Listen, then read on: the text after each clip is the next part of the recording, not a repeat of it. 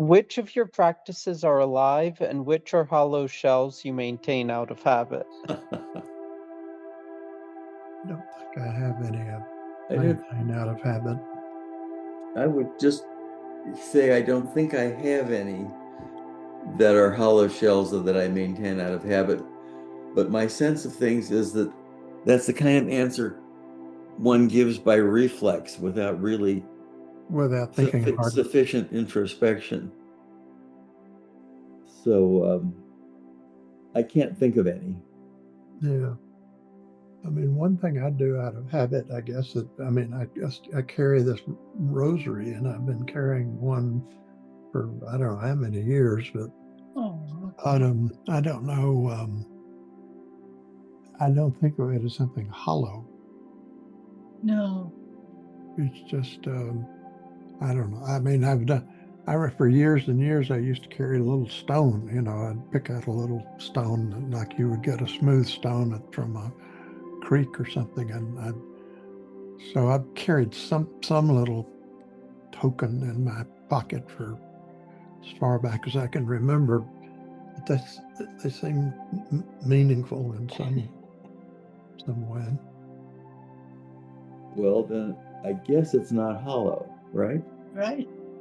If it's meaningful in some way, as you say. Yes. We got to get to the camera. So, any other takers here? Well, the only thing I have is I usually have something around my neck, and lately it's been a little Ganesh, which my wife gave to me. Oh. She thought it was cute that he's the remover of obstruction. Oh, I didn't know that was part of the Ganesh temperament. So it keeps your throat clear. Yes. Luna? Well, the perfect example of a practice that's a hollow shell or something that you maintain out of habit would be praying out of rote or need or some sort of legalistic basis, saying, no, I'm going to pray now just because I'm told to pray, or because it's a habit, or because my religion says to, or whatnot. Right. And then thinking to yourself the whole time, all right, it's 1:45. Let me get through this in the next 3 minutes. Get it done and over with. I got a phone call to make. Exactly. I have a ham sandwich to eat or what. And there's just no point in doing that. There's no point whatsoever. If there's no life in it, if there's no direct connection between you and the divine, then it's not worth doing. It's better to directly approach things, to live things, whether it's you need to find your personal relationship with the real. And I think the best way to make practices live is to not have practices that are formed through obligation or through habit, but are spontaneous and free and something that's full of wonder and joy. Do the habits that have become that way, were they once upon a time things that brought you wonder and joy? Sometimes it's easy as a human to get caught into those traps. Of course, there are practices that are purposefully autonomistic and can be so in a helpful way, such as the invocation, forms of meditation. But that's different because you're actually putting yourself in that state to get rid of the busyness of the ego. But for things like various forms of petitional prayer or anything like that, it's best to make it real, make it vital, make it alive in the here and now. How is it that those practices become hollow shells, as you put it? when they start something that's new and beautiful and opens upon something important, what happens? The term How does that- familiarity breeds contempt comes to mind, but I don't, it's a bit too, Overstated, yeah. yeah. Growing up in the Catholic Church, I was instructed to ask God to forgive me because I'm a worthless sinner. But also, oh God, I promise I'll be good if you only let me get an A. Oh God, I promise I'll be good if you only don't let the nun call my mother and complain about something. And that's really not what prayer is supposed to be. Petition for ego wants. But I was taught that by nuns, by priests. Well, that's too bad. That's all they had to teach. Yes. So when you were in high school, did you pray for your football team to win? No, when I was in high school, luckily a brother gave me an out when I asked him. He was talking about how everyone deserves their own confessor, someone they could trust. And so I raised my hand. I said, what happens if you can't find a confessor you can trust? And with a twinkle in his eye, he said, I don't think God would mind if you confess to him directly until you can find a confessor you could trust. Oh. And I realized what he meant. So that's when I stopped going to church. Oh, wow. You got the full message. I got well, he was a Jesuit. So he was good at hiding meanings, but not really hiding them too deep. Huh. Good story. That's a good story, David. That's Well, beautiful. thank you. But I think there's more of the divine in being on a mountaintop, watching the sunrise and seeing a peregrine falcon fly overhead than all the 5 times a day salahs in the world. Well, if you make the connection, or if it speaks to your heart, yes, that's true. Otherwise, and I think for many, oh, is that a bird? Oh, never mind. Yeah, it's just a bird. You know, I think the original root meaning of, let's say, 5 times a day prayers was to maintain a kind of sacred rhythm in the person in an age that's already decadent. Because in the most ancient people, for the most ancient people, the entire day and the entire year is a period of pulsing, vibrating rhythms of the divine throughout the day.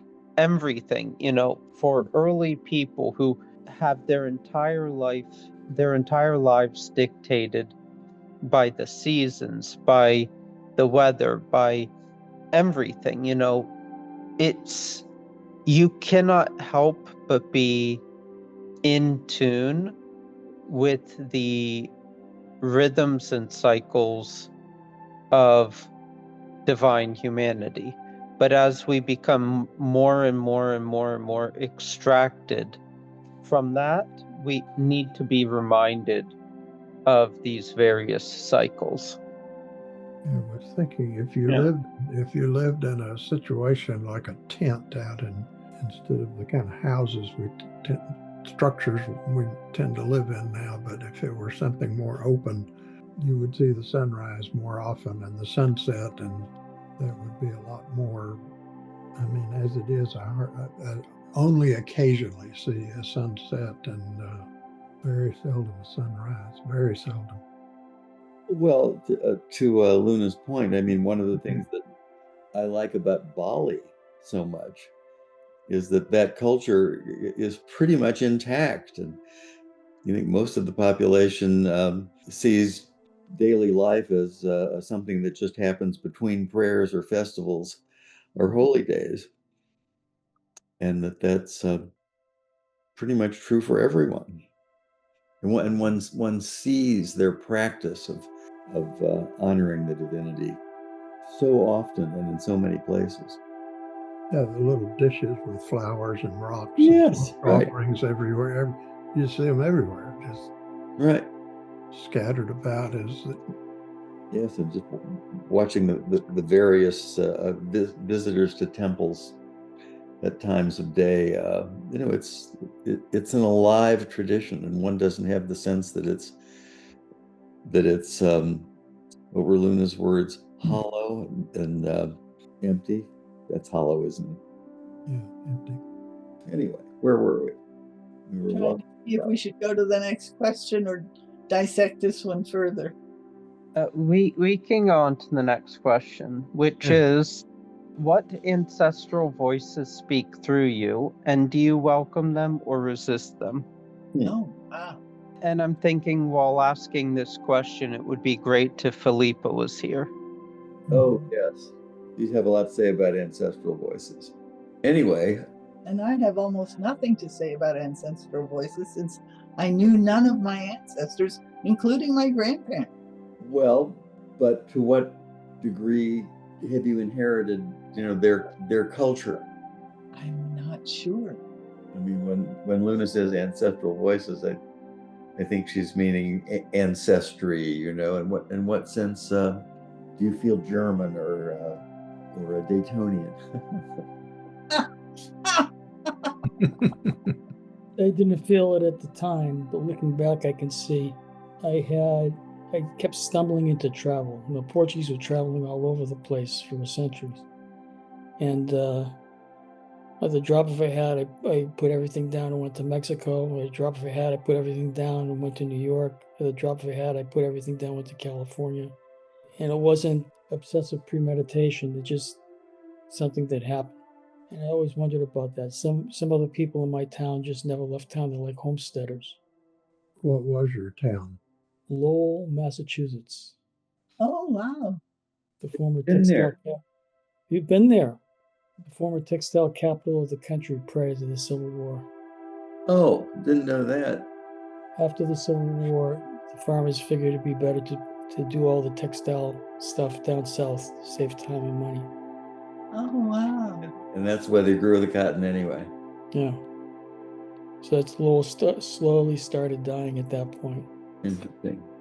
In this context, I'll relate that I once asked Sheikh Isa during an interview. I said to him that I really had very little sense of ethnic culture and background and history, and it just wasn't anything that I carried a lot of. And what was this, good or bad? And he said, well, what is most of your ancestry? And I said, Hungarian. And he said, Hungarians are known for having short tempers. And I said, okay, I'll keep that in mind. That's something I can look out for. What do you mean? Yeah, I should have said, what do you mean by that? But Moore is not a Hungarian name, is it? It's British. No. Yes, it's English, Irish, something like that. Yeah, Moore.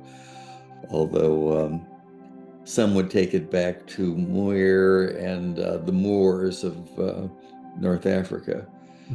But I think that's speculative. Anyway, it doesn't seem to be in the genes. Well, anybody else for ancestral voices speaking through you? The ones I hear the most, or that seem that I'm the most conscious of, I should say, are my parents. And I mean, it's not like it's an ongoing thing, but many times something will trigger that, a response of, and I can honestly say my interest in religion and God was fertilized and nurtured by my mother. And I'm grateful for that. Yes, of course. Rather than actual voices, I would say... Well, I find myself thinking about some aunts and uncles and parents. And I used to I have like 22 cousins on my father's side of the family, but I've lost touch with all of them. I've sort of lost touch with the Blakeway family in Texas. But I got to be very close to one of my uncles and thought of him as sort of my surrogate father when my dad passed away fairly Oh. young age. And I think about, I think of them, particular things my uncle told me about other members of the family. On this vacation I took with my wife, a week or two back, we spent one night in Kingman, Arizona, and then the next day drove on up to the Grand Canyon. But I had spent almost a week or 10 days almost in Kingman, Arizona with my uncle in 1976, February of 1976. So wow. we were trying a case. I mean, he was a lawyer. I had become a lawyer, and I was assisting him in a case in the federal courthouse. So I drove by that courthouse. I didn't go in it, but I remembered what it looked like. And, just being there one night stirred up memories of, what I could remember from that trip years and years earlier. Yeah. It didn't look the same. I couldn't remember much about, it's like I was driving through. Kingman has grown a lot, I think, and there's new parts of it. That's a long time ago, 1976, but just the being there and thinking of spending what amounted to almost 2 weeks with him all together. We spent a few days in Phoenix and then went up to Kingman. And I had an uncle who was in the Border Patrol. I think of him occasionally when I read about ICE, which is sort of in a sense, a successor to the Border Patrol now. Wonder what he was always rather a conservative Democrat, and then a Republican as Republicans came alive in Texas at some point. But he and I got along fine. It's characteristic, but somehow disappointing to hear about getting along and politics. In the same thought. In the same thought, yeah. As if that was so important. Did it used to be that way? Used to be that way. Sally is wondering if it used to be that way, or is this like was more of a joshing, like you're a Democrat, you're a Republican, I'm Methodist, you're Baptist? Was it kind of like that? Because I grew up when the South started turning, and it went from Democrat to Republican, and the morality that was tied to that change, whatever that is, people, it was very contentious.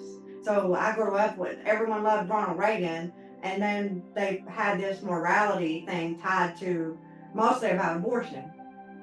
And so I don't know how it was really before that. Like Jimmy Carter was from the South, and he made it okay, but like how was it during Kennedy's time and that time? Did you have the same kind of contention? Like, oh, well, we still get along? Or was it more like a joshing, like you're this and I'm that, and you're all right in my book, but I think in my younger days, I remember the differences not being quite so global value judgmental. Yeah.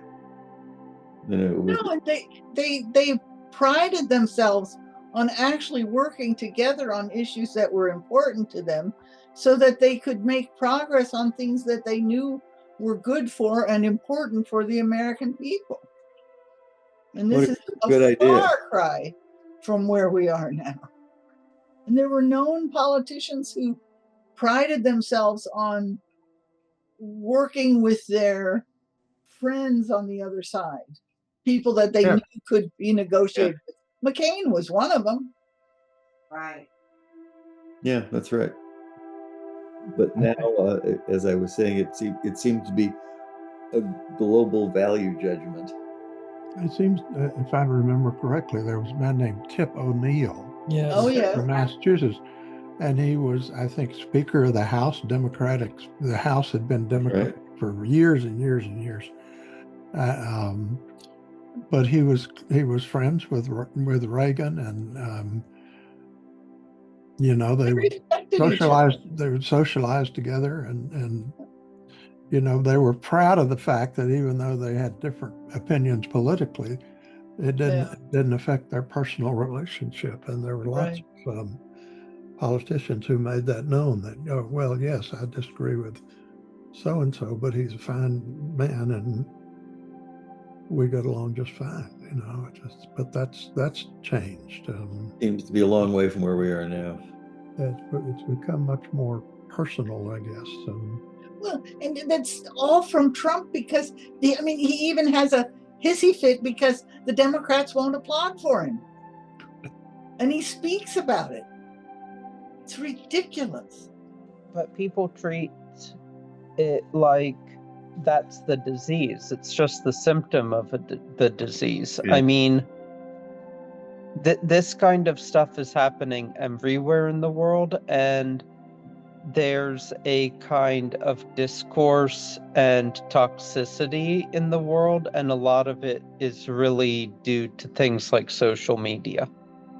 Yeah, and that was before all of that. Even before 24-hour news. Like, I came up in the time when you had 24-hour news, and that wasn't quite social media, but I think a lot of that spurred some of that. Well, when I was growing up, you had ABC, NBC, and CBS, and then I think public television, PBS, came along, but they were not. I mean, I couldn't tell you if CBS was liberal or conservative, or just news. I mean, Walter Cronkite and. Right. And there wasn't news 24 hours a day. It was like the morning news and the evening news. And it was 30 minutes. And then at some point they extended it to an hour, I think. And it was no commercials, and it was not supposed to be considered a profit-making time for the broadcasting system during that time. They had to donate that time to the public. Public service, just to have uninterrupted news. Yeah. Yeah, I've heard it said that one of the greatest mistakes was in licensing the airwaves is not to insist that news not be commercialized. Right. Because once it gets commercialized, then all bets are off. Yeah.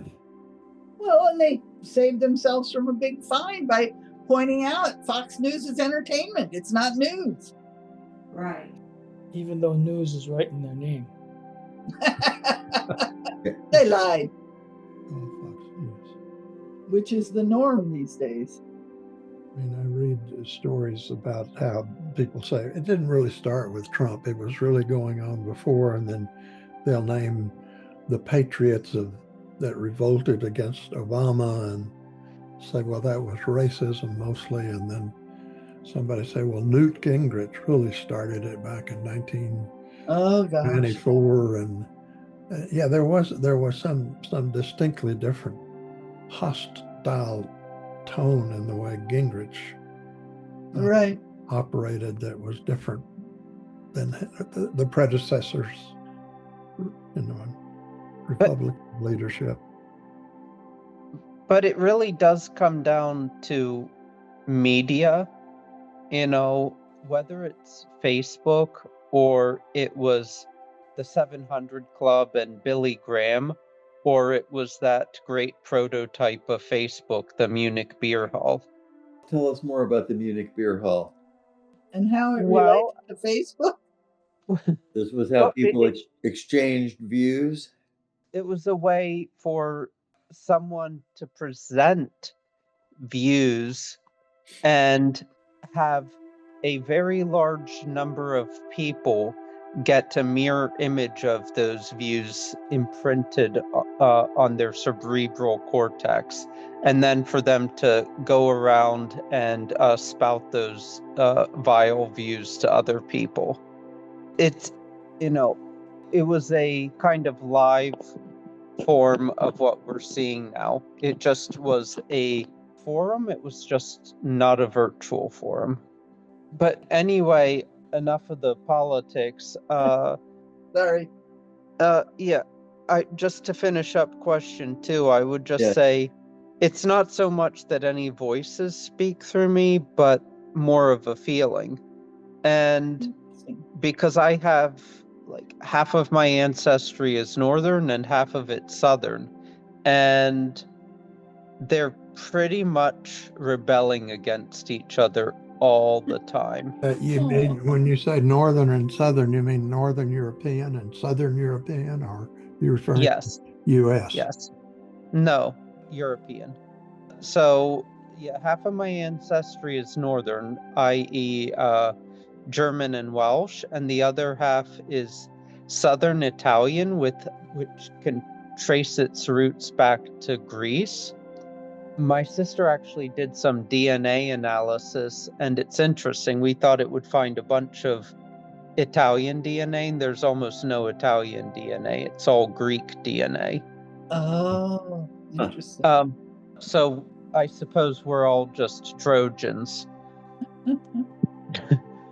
Well, like Prince Philip in England.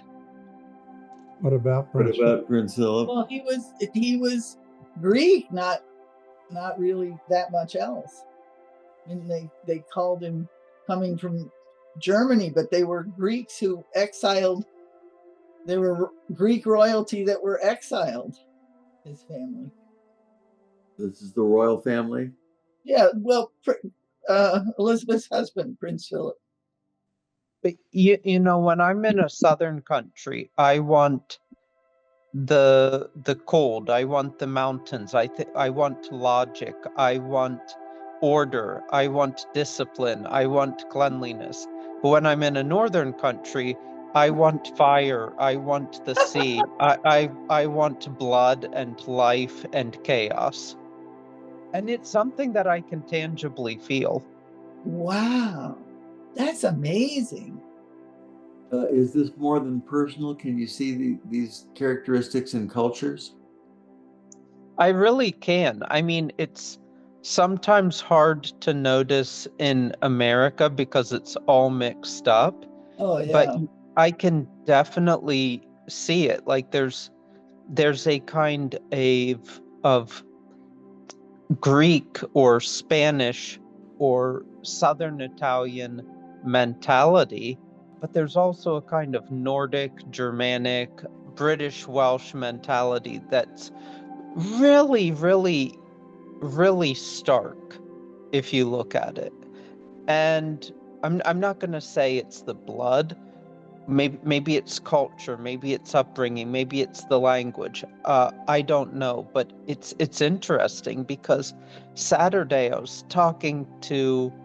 at some kind of like international fair, and you talk to someone, let's say from England or northern France or any of the Nordics, and they're one way, staid, proper, and then all of a sudden you meet the Spanish person and they're talking with their hands, their arms are flailing in the air, they're loud, their blood is boiling, and it's different. I'm not going to say one is better than the other. I'm just going to say it's They're something different. it's not imaginary. It's a Yeah. real difference. And that's good because I think these kinds of things are actually wonderful. And I think a good world is a world where someone can find one's place there, even if that's not their original heritage. Maybe it's their spiritual heritage. Maybe they fit better there. Maybe, someone like, Schwann could have found his self with the Algerians or the Native Americans rather than the Swiss. And this kind of leveling that we're experiencing, the disruption of everything and basically reducing language and culture and all difference to just one kind of homogenized dullness is terrifying. Prefer something a little more lively? Not so much that I prefer something lively, but that I prefer to experience difference and revel in difference. And, if we're not all going to be different people, with different views from different cultures, but we all just have to be robot automatons, then why do we even exist? We should already hand things over to the AI overlords. Yeah. I remember, Luna, when you first moved to Trieste, and you got your Italian citizenship, and I don't know how long you lived there before you moved over across the border to Slovenia, but I remember you said you distinctly did not like the Italian people that you were amongst, or the culture, or something. There was something about it that you really didn't like. But what was that? Well, Trieste is a bit of a black hole. There are parts of Italy that are much better than that. It was just a bad decision to be specifically in Trieste. There's something to be said for spirit of the place. And D.H. Lawrence would say all of the problems right now are in America are because the spirits of the massacred Native Americans are just really not happy. Yeah. And just that kind of bad history and that kind of evil manifests itself almost as a curse. And interestingly enough, Trieste was the only place in Italy where they had ovens. For people? Yeah. In fact, let's see, the governor of that province was so proud of the fact that they were incinerating Jews right on the sea, so they could just basically put the ashes right into the Adriatic. Oh my gosh. Anyway, bit heavy. There's 1 minute till. If you want, I can go on to the next question, or we can continue talking about this or something else. Anything else? Anything else? Shall we do a quick question? Yeah, sure. Are you cultivating strength of spirit or merely consuming experiences that flatter your ego? Good question. Read the first part again. Yeah, sure. Are you cultivating strength of spirit or merely consuming experiences that flatter your ego? I want it so much to be the first, and I Yeah, this is fear definitely the first one. that it might be the second. The former, not Well, the can you have some examples? I think it's largely individual because, in fact, what may be an activity that cultivates one person's spirit may be an activity that flatters a different person's ego and vice versa. Well, I mean, go ahead. I can think of things I do that are in both categories, actually. I mean, it depends on the activity. I'm studying a foreign language, and I'm doing that because it's good for me, not because it's flattering my ego. But I suppose I could position it so that it looks like it's flattering my ego. That's just an example. There may be other things in life that are similar. I could go ahead. I volunteer at the Spencer Pride organization, and I do it. I started doing it because I think it's the right thing to do, and I'm so grateful that it exists. But on the other hand, it also really feels good. And I've met so many interesting, kind, fascinating people. I feel like I've got an extended family that I didn't even know existed in Spencer, Indiana. But that's fostering community. That's different. I mean, when I'm thinking about something that's, flattering to me it's spiritual because there's so much preached spiritually against it. Right. And that's a good thing. But let's say someone's going to a church or a mosque, and they're going there to feel better about themselves. Oh, look at me. I go every day to the church. I go every day to the mosque. Look at what a good Christian I am. Look at what a good Muslim I am. That's the kind of thing that really can feed the ego. On the other hand, there are other people who, let's say, do go to a house of worship every day, and do it not to inflate their ego, but do it really out of a kind of spiritual discipline. And it can be good. I think there's no hard and fast rule of which one is which. It can be ambiguous, but a lot of it comes down also to attention and intention, and thinking, okay, where do I lie on this spectrum? You have to pay attention to yourself and be aware. Am I inflating my ego, or am I working towards coming closer to the divine? Yes, good question to ask oneself. Right, right. Any other takers? Daryl? I think it was Berta's comment. I had a friend I met in law school who was gay, and he was an activist, and he was one of a group of 4 young men. He was the only one that was gay in that group, but he went to a Methodist church on campus and was quite open about being gay, and he had the support of his pastor. And anyway, he and I became friends, and he had a sister who was also gay. And so one night he invited me to join his sister and some of her friends, and they had a little small group of a gay community, and it was at a beer hall in Austin.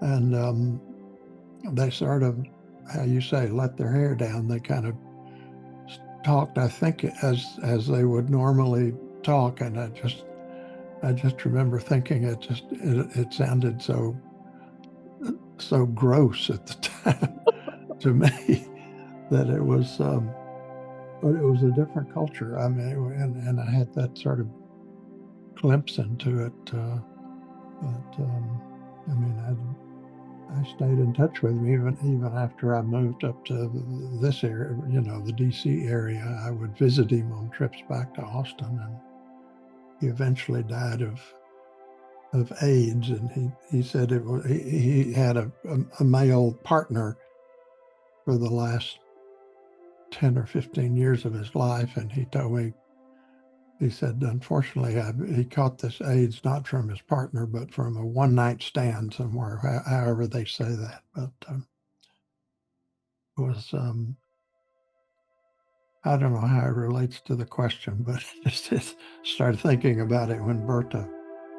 But I guess in 1972, I ran for the state legislature, and so Troy got I don't know how many support. He must have gotten a big early group of 30 or 40 of his gay friends that came to the campaign headquarters and would go out and, lobby or campaign on my behalf. So I definitely had the gay vote for that election.